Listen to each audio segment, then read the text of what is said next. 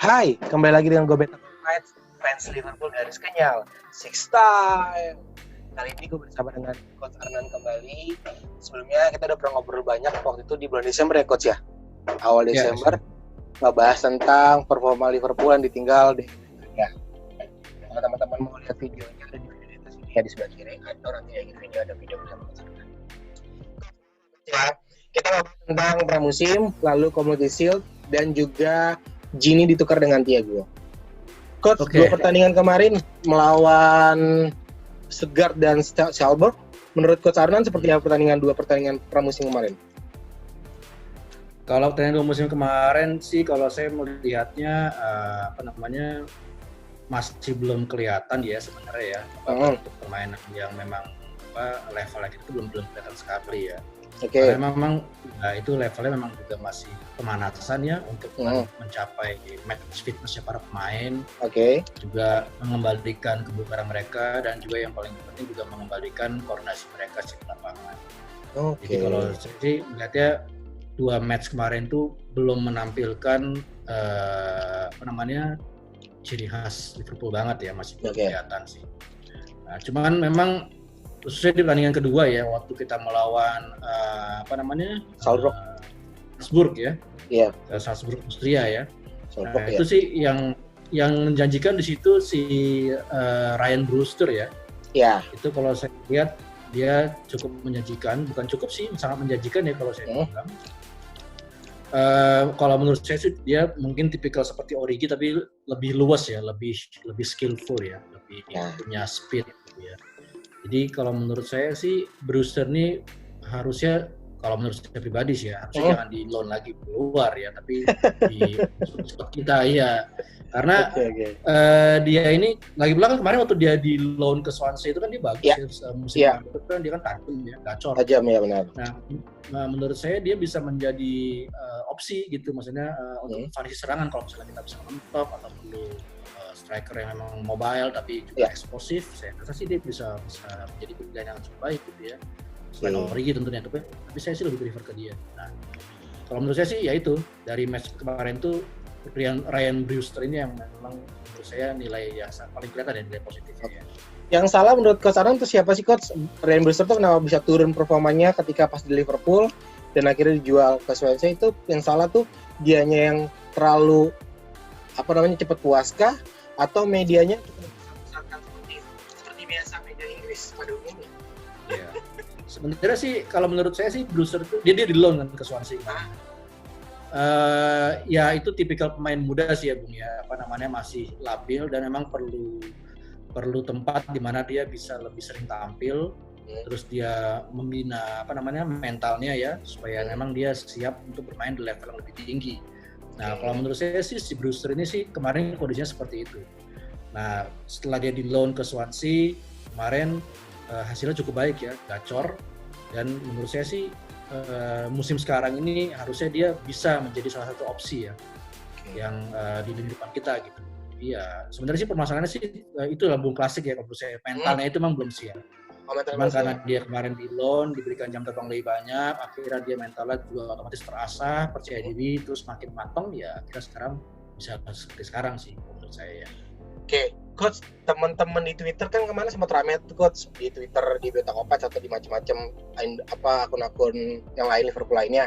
Banyak teman-teman yang akhirnya komplain, Liverpool kok mainnya jelek banget pramusim. Menurut Coach berarti memang nggak penting kah untuk pramusim sendiri, atau hasilnya nggak peduli?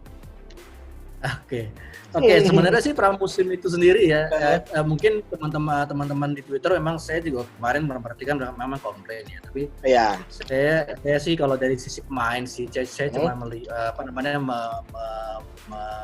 pendapat bahwa pramusim itu hasilnya itu bukan sesuatu yang harus kita menangkan sebenarnya.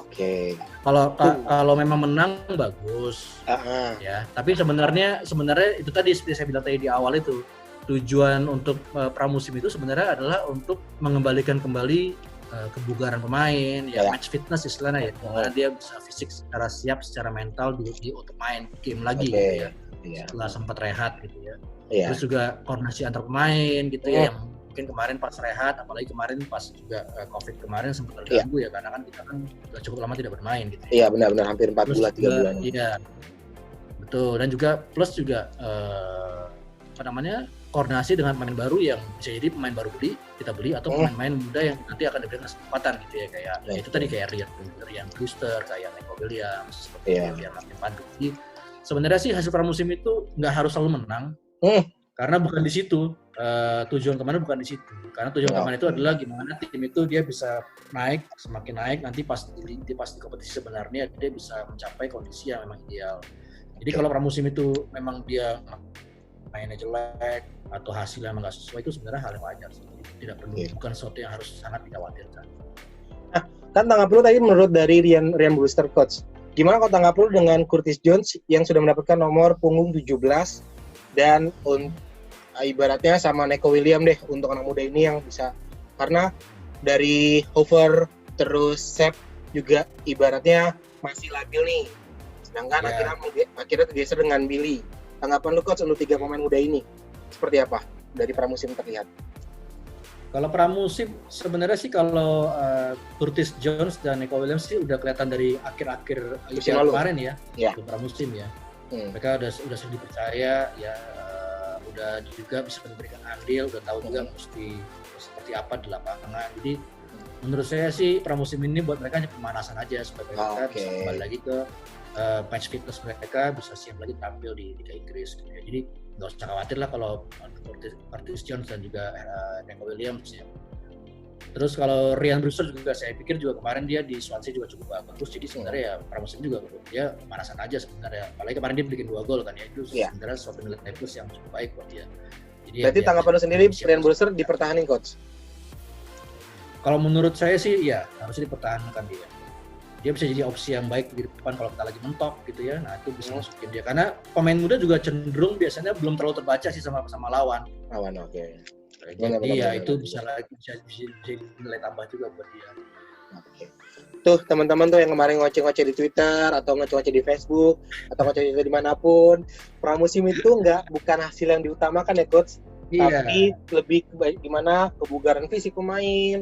Lalu tentang taktik juga gimana, harus ada kesalahan di mana bisa dirubah untuk namanya. Betul. Coach, kita pindah ke pertanyaan Community Shield. Liverpool masuk Community Shield lagi untuk tahun ini. Tahun sebelumnya bertanding melawan Manchester City, hasilnya kalah. Dan di mana Klopp suruh anak-anaknya berdiri dan ngasih plus di bawah saat Manchester City mengangkat piala.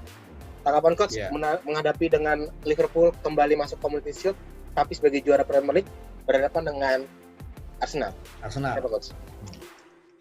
Oke, kalau menurut saya sih Community Shield ini ya namanya juga pertandingan pemanasan yang bisa dibilang bergengsi ya, karena pembukaan Liga Inggris. Iya. Ya memang di semua tim yang masuk situ pasti dia pengen menang ya.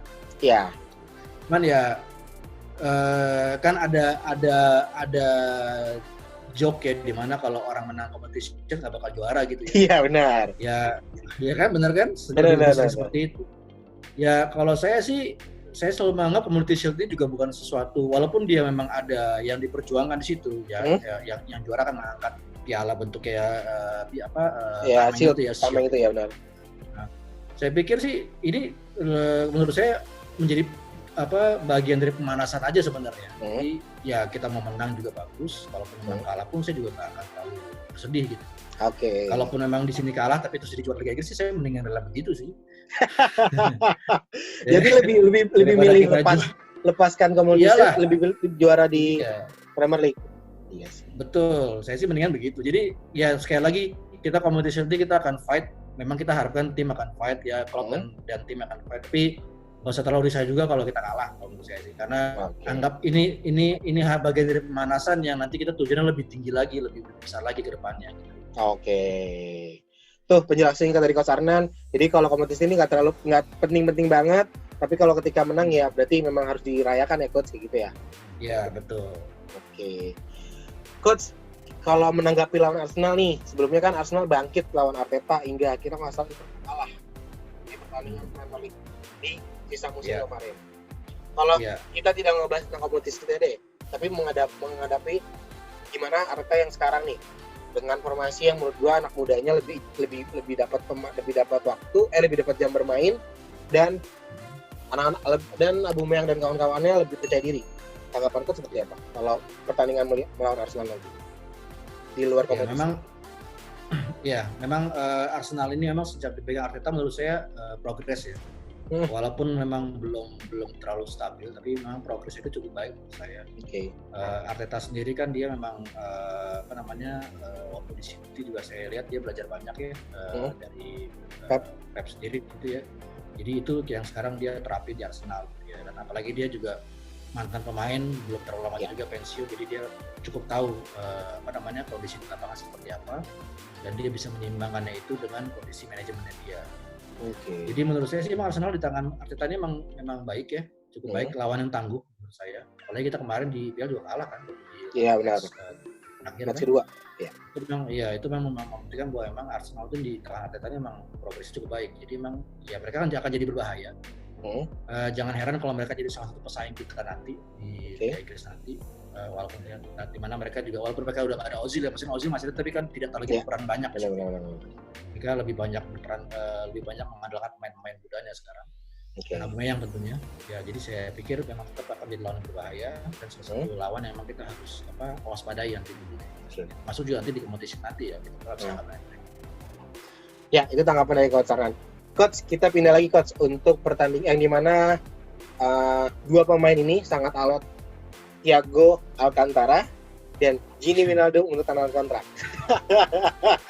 Kita sebagai fans Belanda mengharapkan Gini untuk tetap stay, tapi Gini sampai sekarang tidak tanda kontrak. Menurut Coach, sebagai tanggapan secara pribadi ataupun seperti apapun, Gini apakah pantas dilepas atau harus dipertahankan? Oke, kalau emang ditanyakan ke saya ya, idealnya ya, ini yang susah sebenarnya. Idealnya sih dua-duanya kita dapat ya, jadi kita jadi Gini bertahan, tapi Thiago juga kita bisa rekrut gitu ya, karena itu akan menjadi kombinasi yang sangat baik ya di lapangan tengah, bisa jadi pilihan juga ya antara Gini, Thiago, ada kapten kita Henderson, selain Fabinho yang sebagai DM-nya ya, paling nggak di luar DM itu kita punya 3 opsi yang memang cukup memungkinkan, selain Chamberlain juga bisa di tengah. Nah cuman ini kan situasinya pelik ya. Kalau menurut saya Liverpool ini tipikal tim yang kalau belanja itu kayak mama di pasar gitu ya, jadi sangat melihat jadi harus ada timbal balik, jadi kalau ada yang masuk harus ada yang keluar gitu, jadi stabilitas keuangan itu terjaga gitu, dan itu kayaknya yang bakalan kejadian sih kalau menurut saya ya. Jadi memang harus salah satu nih yang dipilih nih. Jadi kalau memang kita mau ambil Thiago ya berarti harus ada yang keluar, dalam arti Gini Wijnaldum yang memang paling santer digunakan karena dia juga belum mau perpanjang kontrak ya, karena tinggal sisa setahun kan kontraknya. Dan juga sekarang dia diminati oleh Ronald Koeman ya dari Barcelona. Nah, jadi memang menurut saya sih kalau dari dugaan saya Gini ini akan pindah memang ke Barcelona, karena dia juga jadi satu andalan di timnas Belanda, Koeman pegang Belanda ya. Ya jadi memang kita harus siap bersedih ini sebagai fans Red Oranje, fans Liverpool dan timnas Belanda. Tapi memang kalaupun Gini harus keluar tapi dari kita dapat Thiago Alcantara, saya kira itu suatu pergantian yang sangat baik sih, Bung. Ya, karena Thiago ini saya lihat ini benar-benar pemain yang memang dia berfungsi sebagai playmaker. Sementara kita sama-sama tahu bahwa Liverpool ini udah lama nggak punya playmaker ya. Sejak Coutinho cabut. Kita sama sekali nggak punya pemain tengah yang memang bisa bertindak sebagai playmaker. Gitu. Ada Coach Thiago ini Keita, tapi cedera mulu. Tapi Keita itu dia kalau menurut saya sih lebih ke arah worker sih Bang ya. Dia bukan pure playmaker yang memang kita harapkan punya vision ataupun punya teknik dan passing dan dribbling yang biasa dimiliki playmaker gitu ya. Nah Thiago ini nih kalau menurut saya ini pemain yang memang punya visi nih sebagai playmaker gitu ya. Mungkin saya ngeliatnya mirip-mirip kayak Xabi Alonso dia ini. Jadi bisa ngelihat pemain di sisi sudut mana, dia bisa kasih passing yang bisa cukup diagonal ataupun membelah lini pertahanan. Dan dia jeli juga melihat posisi pemain, karena dia kalau kita lihat ya dia kan kunci nih ya kemarin ya di Bayern Munchen ya. Ya waktu akhirnya Munchen kemarin juara Champions itu kuncinya menurut saya di Thiago itu.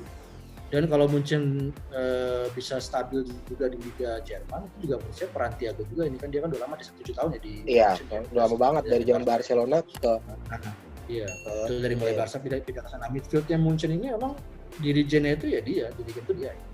Jadi ya memang pergantian yang sangat baik kalau memang ini harus kita relakan pindah, tapi digantikan dengan Thiago. Saya sih walaupun berat Gini keluar, saya bisa setuju dengan perpindahan itu. Karena itu kan Thiago ini memang tipikal pemain yang memang menurut saya dibutuhkan oleh Liverpool sebagai tim playmaker. Beda kalau si Wijnaldum ini dia itu perannya itu sebenarnya lebih ofensif gitu ya. Tapi di tangan Klopp ini justru dia lebih ke belakang. Dijadikan Klopp sebagai pekerja, agak ke bawah, untuk menjaga aliran bola supaya bisa sampai ke depan dari belakang. Jadi walaupun bukan sebagai playmaker, tapi dia sebagai kayak dinamo timnya, dia yang nyambungin bola itu dari tengah, dari belakang ke depan. Gitu ya. Depan ya. Nah, si Thiago ini lebih lengkap sih kalau buat playmaker ya. Dia memang punya vision, dia punya passing yang baik, ya, juga insting gol yang baik. Jadi memang saya pikir soalnya kan kalau Gini di Liverpool kan beda sama di Newcastle sama di klub sebelum di Belanda kan coach. Beda. Dimana lebih main di depan, lebih banyak di kotak penalti lawan. Kalau di Liverpool malah lebih banyak di belakang kan, seperti itu. Betul. Coach, gue menanggapi deh coach, sebagai kita bukan sebagai fans Belanda ya, tapi pemain Liverpool sendiri. Banyak teman-teman di akhir musim, 5 pertandingan terakhir musim, banyak yang bilang Gini flop. Menurut lu seperti apa coach? Apakah memang menurunkan performanya untuk Gini di pertandingan terakhir? Maksudnya di sisa pertandingan terakhir ini? Oke. Gini itu memang bukan posisi Gini di Liverpool itu bukanlah tipikal pemain yang memang kelihatan sih ya. Iya. Jadi orang akan gampang bilang dia menurun lah atau flop gitu ya. Yeah. Cuman kita juga cuman kalau untuk menilai pemain, kita nggak bisa menilai pemain itu hanya dari sisi jenis golnya kah atau asisnya ya. Kita juga jangan serta-merta di situ. Kita juga harus lihat work rate-nya pemain itu gitu ya. Terus juga complete pass-nya gitu ya. Terus juga fungsi dia di tim itu sebagai apa. Nah, itu yang kita harus perhatikan juga. Nah, pemain kayak Gini ini memang bukan seperti Mane ataupun Salah. Gitu ya, memang kelihatan dengan mencetak gol, dengan larinya yang kenceng-kenceng gitu ya, atau bahkan kita bandingkan dengan Robertson lah atau TAA sendiri yang memang mungkin lebih agresif ya, dari kiri kanan lebih kelihatan gitu ya. Ya kita nggak bisa bandingkan dengan kondisi begitu, karena tadi kayak Bung bilang juga, Gini ini memang di Liverpool di perannya beda sama seperti sebelumnya, seperti di timnas Belanda, seperti di Eindhoven, Newcastle. Di sana dia perannya lebih ofensif. Iya. Jadi dia nggak terlalu banyak bekerja ke belakang, dan dia fokusnya bisa lebih membangun serangan dan bahkan mencetak gol. Jadi lebih kelihatan dia perannya. Nah, tapi di Liverpool ini dia itu dituntut oleh Klopp sebagai pekerja di tengah. Jadi sejajar dengan Hendo untuk mengkoordinasi dan membuat lini tengah Liverpool ini sebagai lini yang solid. Gitu ya. Jadi ya memang dari sisi permainan mungkin dia nggak kelihatan eksplosif, atau nggak kelihatan banyak gol gitu ya, nggak banyak assist. Tapi sebenarnya aliran bola Liverpool itu dari belakang terus bisa nyampe tengah, lalu bisa mengalir ke depan. Banyak peran itu gara-gara Gini Wijnaldum. Iya, itu dia. Karena itu teman-teman dia banyak, lalu work rate juga tinggi gitu ya. Itu sih. Soalnya banyak di mention atau di mana-mana di Twitter, terutama di Twitter sih, atau di Facebook juga, banyak yang bilang Gini tuh banyak banget flop untuk di sisa pertandingan terakhir. Artinya banyak orang melihat Gini tuh kayak jadi tempat kesalahannya Liverpool, kecolongan bola mulu, padahal mah sebenarnya bukan tugasnya Gini untuk seperti itu kan, coach. Iya, betul. Gitu. Jadi kita jangan terlalu, ini kita juga bicara ini bukan karena kita fans Belanda ya, tapi memang kita harus benar-benar fair ngelihat perannya Gini itu. Sebenarnya mirip juga kayak Hendo kan, cuman Hendo kan karena dia kapten gitu. Sebenarnya peran Hendo kan juga banyak yang menilai begitu kan. Rated lah dan sebagainya. Tapi sebenarnya peran Hendo tuh sama pentingnya. Nah itu sebenarnya Wijnaldum pun sama, karena dari Wijnaldum tuh dari sisi dia sukses rate complete pass-nya, terus dari sisi dia ada di lapangannya itu juga berapa banyak dia di lapangan. Yang juga harus juga kita sadari adalah kemampuan Wijnaldum untuk meretain dan juga meng-keep bola ya. Mungkin kan kalau Bung pernah lihat video dia, meme dia dulu Iya. bola gitu. Nah Iya, itu benar-benar. itu sebenarnya fungsi yang secara kasat mata nggak kelihatan tapi itu penting. Jadi kita nggak banyak kehilangan bola dan bisa bola ngalir ke depan, akhirnya bisa banyak gol tercipta yang kita bisa bikin kita menang. Nah itu harus kita lihat juga. Iya. Nah itu Kalau Gini banyak. Benar. Kalau teman-teman main bola biasanya pada umumnya kalau satu orang yang bisa ngatur tempo, kapan main cepat, kapan main lambat, itu ada di Gini ya coach. Untuk mengatur serangannya. Kalau ada Itu Hendo, ngalirin ada bolanya. Gini, ada Fabinho, Iya, itu biasanya Gini yang tengah. betul. Oke, coach, itu pembahasan yang tadi pembahasan 3. Sebelum Oke. episode selanjutnya, kita ngebahas tentang Ronald Koeman yang pindah ke Barcelona.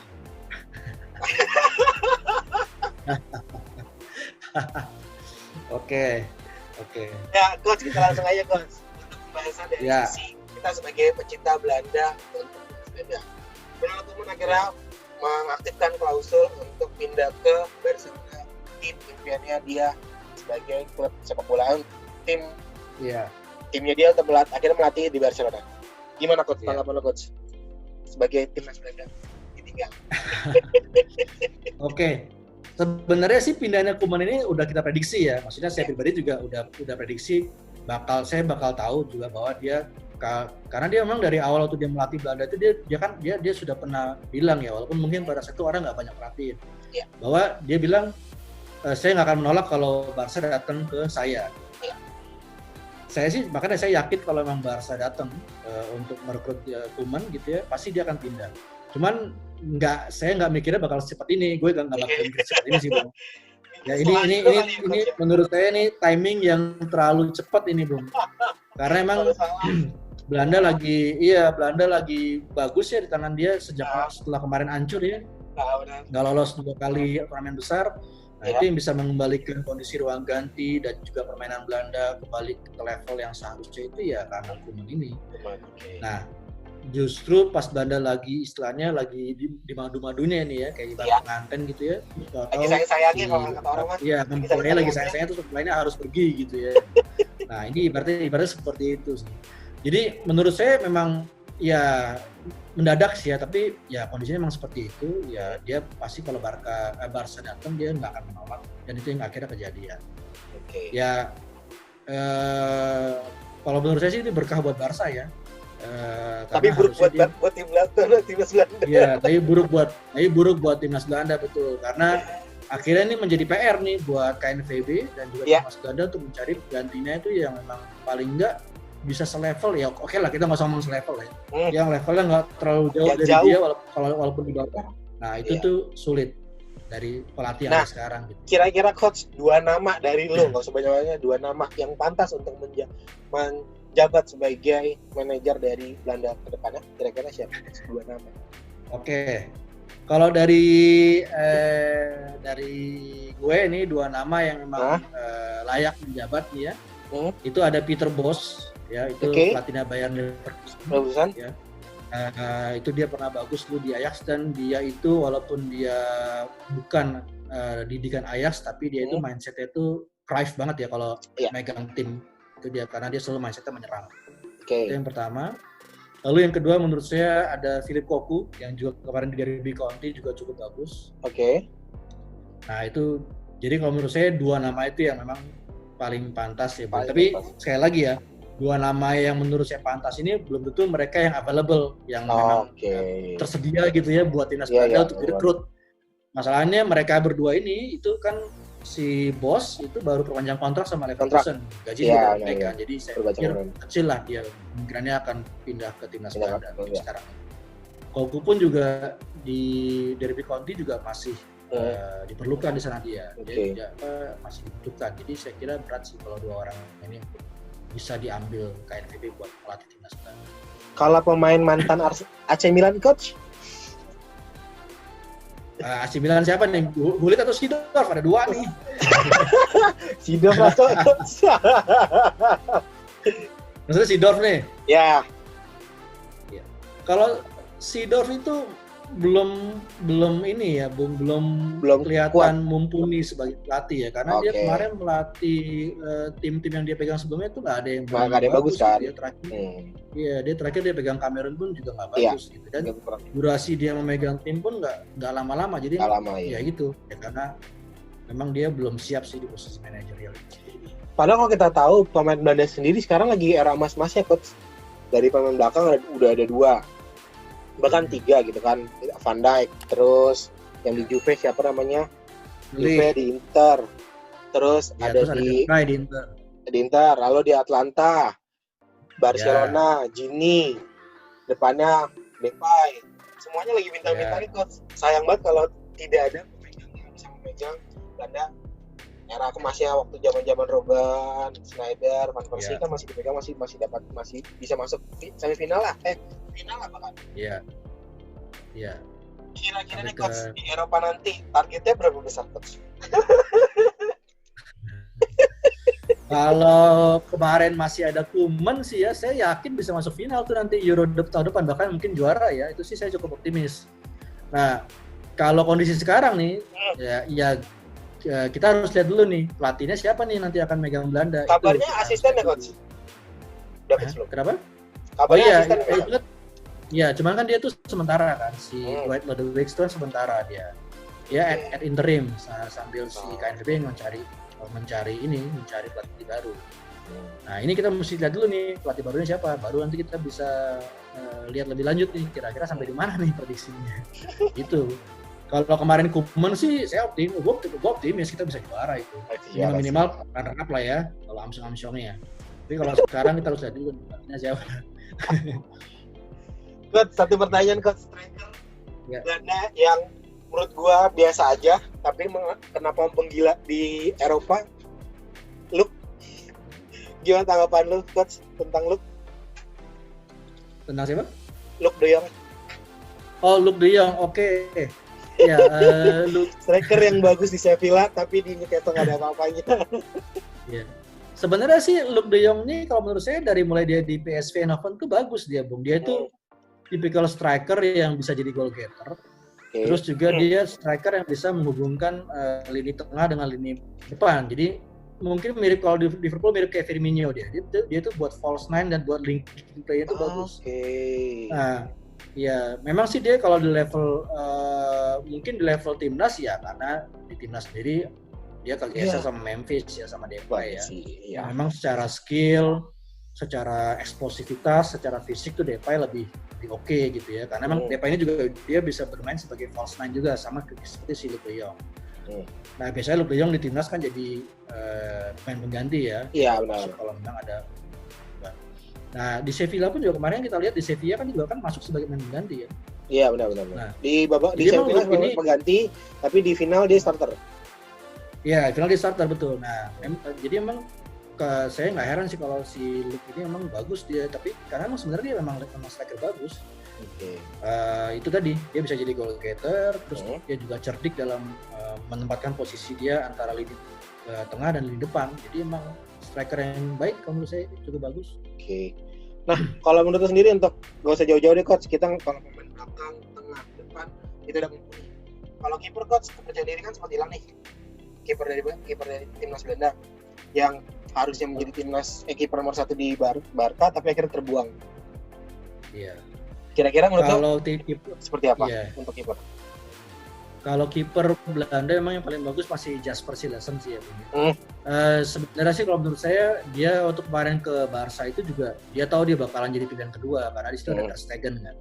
Cuman dia memang tujuan dia pindah ke luar Ajax meskipun jadi nomor 2 itu sebenarnya lebih ke arah dia mematangkan diri dia.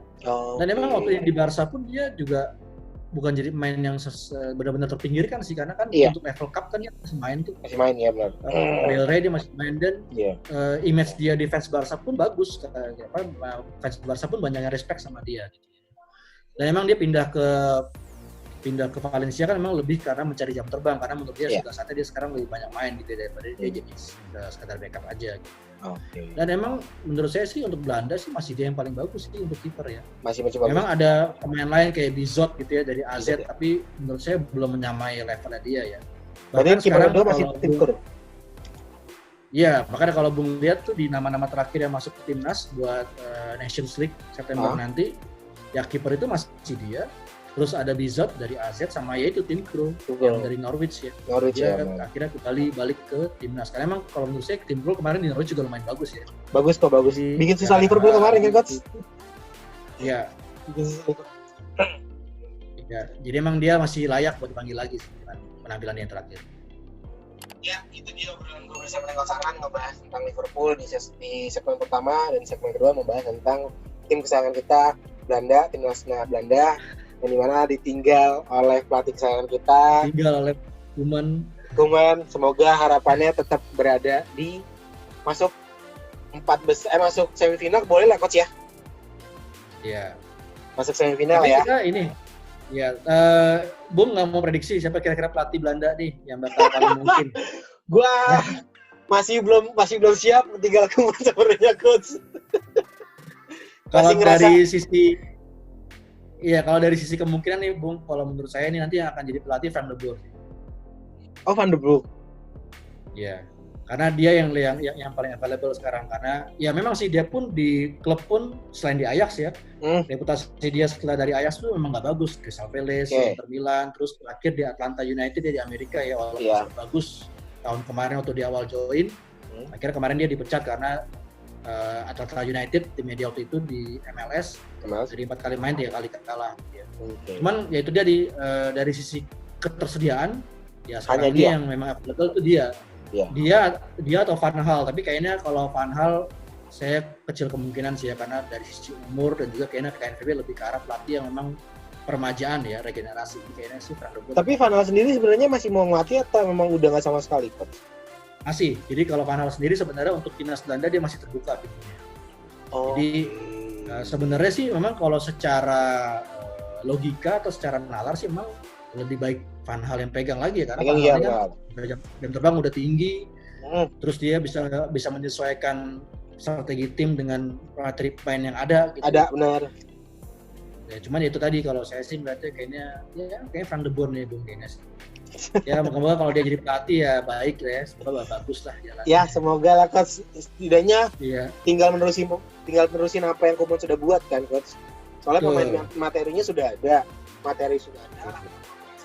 jalannya yang sama, main yang sama, tinggal jalanin, pasti tinggal melanjutkan apa yang sama sih sebenarnya Coach. Gitu. Seharusnya ya Bung ya. Seharusnya. Astaga. Coach, gue sampai lupa. Prediksi aja deh Coach untuk final Community Shield. Kira-kira berapa skor? Oh, buat besok Community Shield ya? Iya. Besok naik soalnya. Coach? Liverpool ya? Iya. Akhirnya. Karena ya itu tadi Arsenal itu juga lawan yang berat, terus juga kita juga belum sampai di level yang memang kita seharusnya ada di situ. Jadi ya walaupun kita bisa menang, ya tipis tuh, 2-1 sih menurut saya. 2-1 ya.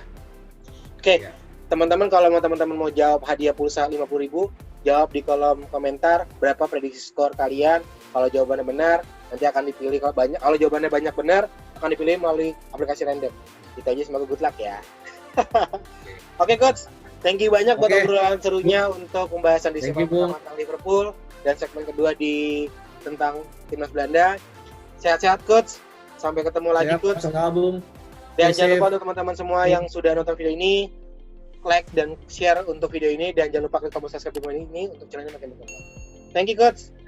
Thank you, Bung. Bye. Bye-bye.